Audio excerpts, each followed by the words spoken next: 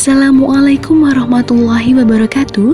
Pada video presentasi kali ini, kami, kelompok 3, akan membahas mengenai penegakan hukum yang berkeadilan. Berikut adalah anggota kelompok 3.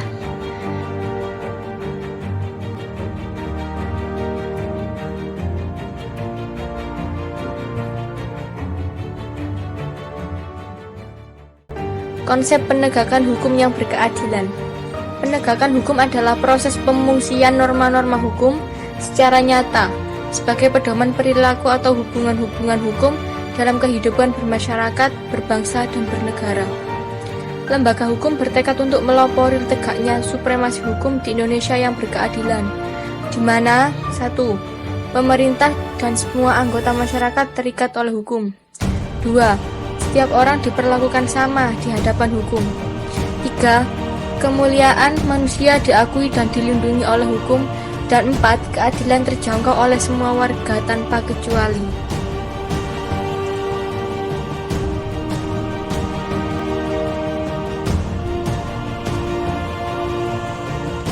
Hukum merupakan suatu bentuk perlindungan dari negara kepada bangsanya sendiri, agar setiap manusia yang hidup dalam bernegara dan berbangsa berlangsung dengan normal, damai, dan tentram.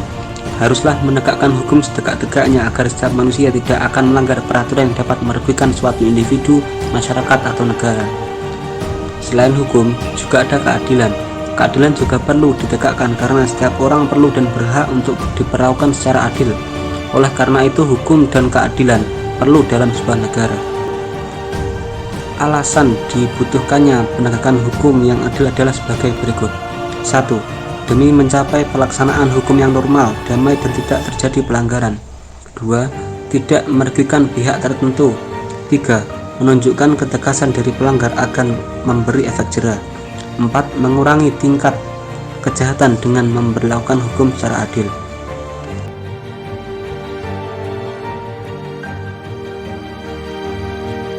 Menggali sumber historis, sosiologis, dan politik tentang penegakan hukum yang berkeadilan. Apa sih penegakan hukum itu? Penegakan hukum adalah proses dilakukannya upaya untuk tegaknya atau berfungsinya norma-norma hukum secara nyata sebagai pedoman perilaku dalam lalu lintas atau hubungan-hubungan hukum dalam kehidupan bermasyarakat dan bernegara. Sumber-sumber penegakan hukum yang berkeadilan. Yang pertama, secara historis. Secara historis, upaya penegakan hukum dan keadilan sangat terkait erat dengan tujuan negara. Kenali dan pahami bahwa salah satu tujuan negara Republik Indonesia adalah melindungi warga negara atau menjaga ketertiban, selain berupaya mensejahterakan masyarakat dalam tujuan negara sebagaimana dinyatakan di atas. Secara eksplisit, dinyatakan bahwa negara melindungi segenap bangsa Indonesia dan seluruh tumpah darah Indonesia, memajukan kesejahteraan umum dan mencerdaskan kehidupan bangsa, serta melaksanakan ketertiban dunia.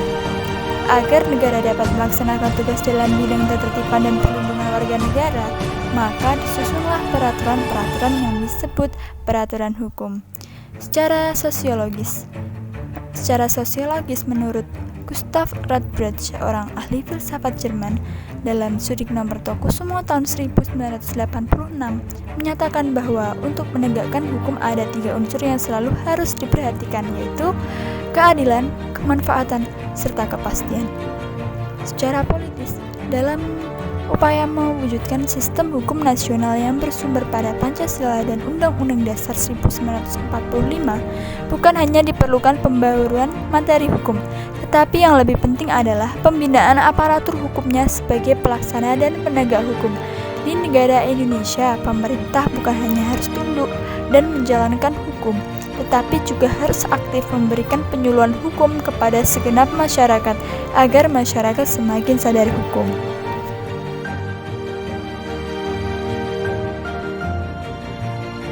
Lembaga penegak hukum.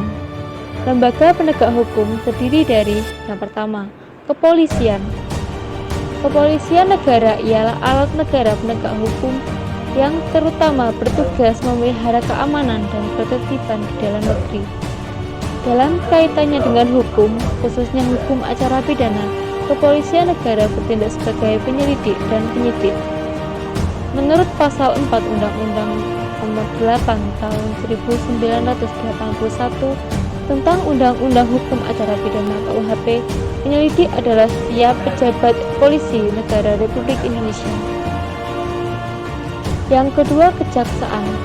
Dalam Undang-Undang Nomor 16 Tahun 2004 tentang Kejaksaan Republik Indonesia Pasal 1 menyatakan bahwa jaksa adalah pejabat fungsional yang diberi wewenang oleh undang-undang untuk bertindak sebagai penuntut umum dan pelaksanaan putusan pengadilan yang telah memperoleh kekuatan hukum tetap serta wewenang lain berdasarkan undang-undang. Jadi, kejaksaan adalah lembaga pemerintahan yang melaksanakan kekuasaan negara di bidang penuntutan. Sedangkan dimaksud penuntutan adalah tindakan penuntut umum untuk melimpahkan perkara ke pengadilan negeri yang berwenang dalam hal dan menurut cara yang diatur dalam hukum acara pidana dengan permintaan supaya diperiksa dan diputus oleh hakim di sidang pengadilan. Yang terakhir adalah kehakiman. Kehakiman merupakan suatu lembaga yang diberi kekuasaan untuk mengadili. Adapun hakim adalah pejabat peradilan negara yang diberi wewenang oleh undang-undang untuk mengadili.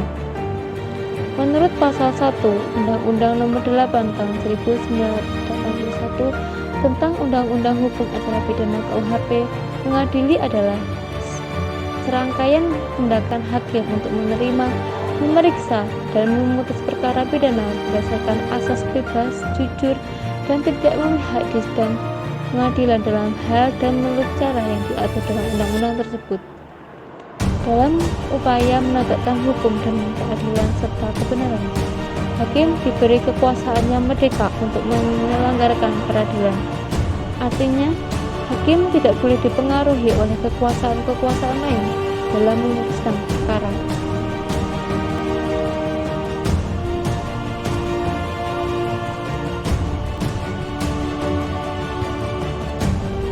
Yang selanjutnya ada 5 macam lembaga peradilan di Indonesia. 1. Pengadilan umum atau pengadilan sipil. Jenis pengadilan ini digunakan untuk mengadili masyarakat secara umum. Mengenai peradilan umum dapat dilihat secara lebih lanjut pada Undang-Undang Nomor 49 Tahun 2009. Pengadilan negeri dan pengadilan tinggi adalah 2 jenis lembaga peradilan yang berada di dalam lingkup pengadilan umum. Pengadilan negeri biasanya berada di ibu kota kabupaten atau kota, sedangkan pengadilan tinggi berada di tingkat provinsi. Jenis pengadilan yang berada di lingkup umum ini mengadili masyarakat yang melanggar hukum baik di bidang perdata maupun pidana. Apabila proses peradilan dirasa tidak cukup pada tingkat pengadilan negeri, maka masyarakat bisa meminta naik banding di pengadilan tinggi. Yang kedua adalah pengadilan tata usaha negara. Lembaga peradilan ini digunakan untuk mengadili masyarakat maupun pejabat yang memiliki permasalahan, antara lain sengketa tata usaha yang meliputi kegiatan administrasi tulis-menulis, permasalahan mengenai status seseorang, dan permasalahan ekonomi. Sebagaimana diatur dalam Undang-Undang Nomor 9 Tahun 2004 dan Peraturan Pemerintah Nomor 7 Tahun 1991.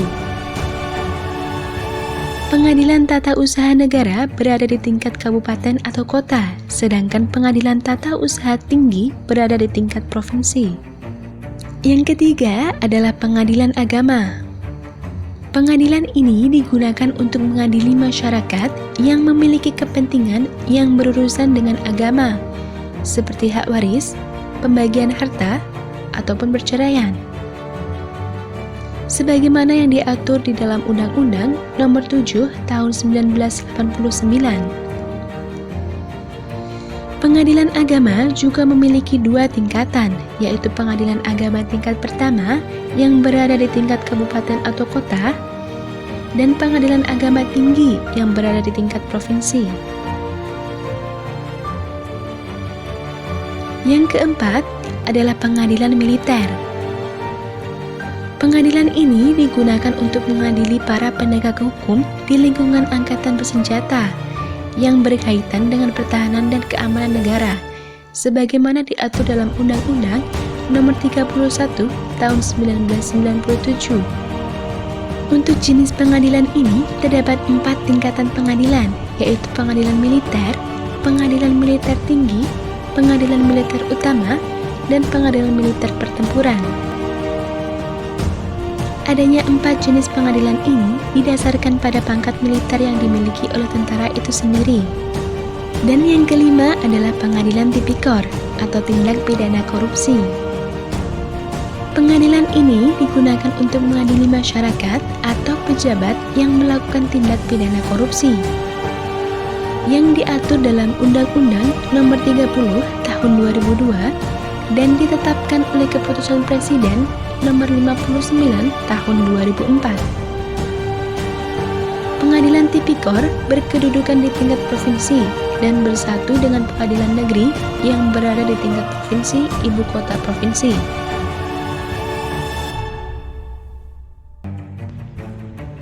Yang selanjutnya adalah penegakan hukum yang berkeadilan di Indonesia.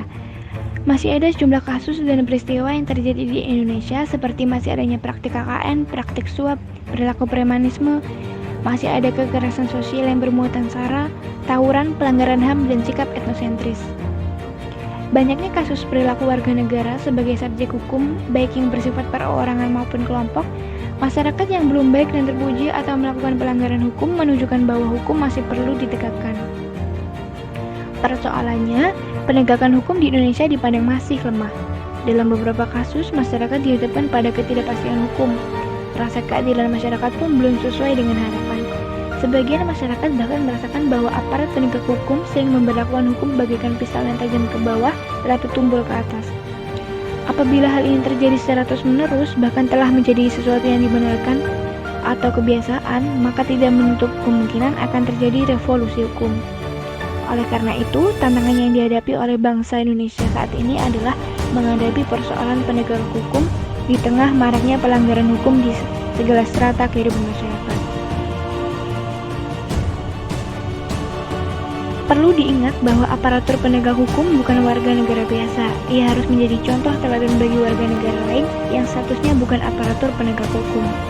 Di era globalisasi yang penuh dengan iklim materialisme, banyak tantangan yang dihadapi oleh aparat penegak hukum.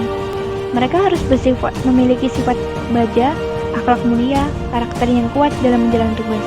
Dalam hal ini, aparatur penegak hukum harus kuat dan siap menghadapi berbagai cobaan, ujian, godaan yang dapat berakibat jatuhnya wibawa seorang penegak hukum. Penegak hukum harus tahan terhadap upaya oknum masyarakat atau pejabat lain yang akan mencoba menyuap. Selain itu, pemerintah perlu melakukan upaya preventif dalam mendidik warga negara, termasuk melakukan pembinaan pada semua aparatur negara secara terus-menerus. Apabila hal ini telah dilakukan, maka ketika ada warga negara yang mencoba melakukan pelanggaran hukum, pihak aparatur penegak hukum harus bekerja secara profesional dan berkomitmen menegakkan hukum.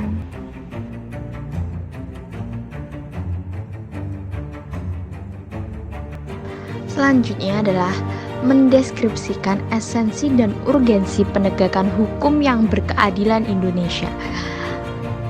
Pernahkah kalian berpikir apa yang akan terjadi seandainya di sebuah bangsa tidak ada peraturan hukum?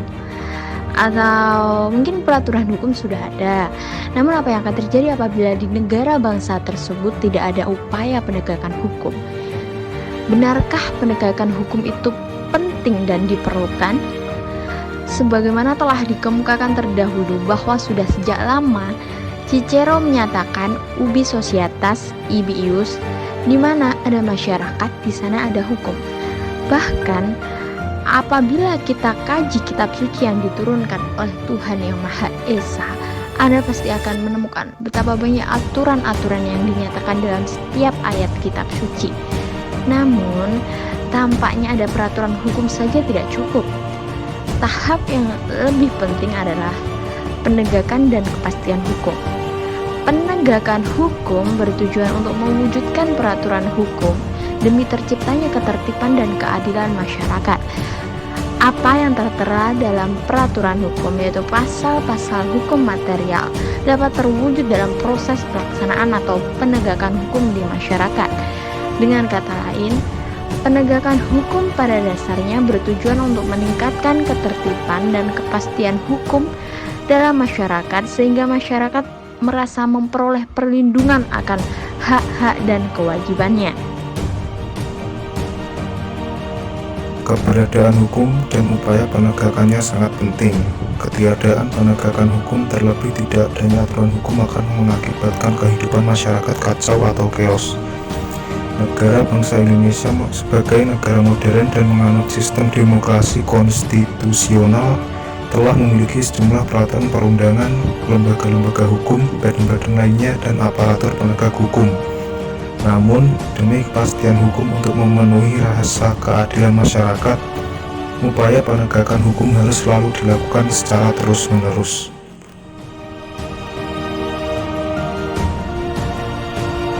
Sekian video presentasi dari kelompok 3. Semoga video kali ini dapat bermanfaat bagi kita semua. Wassalamualaikum warahmatullahi wabarakatuh.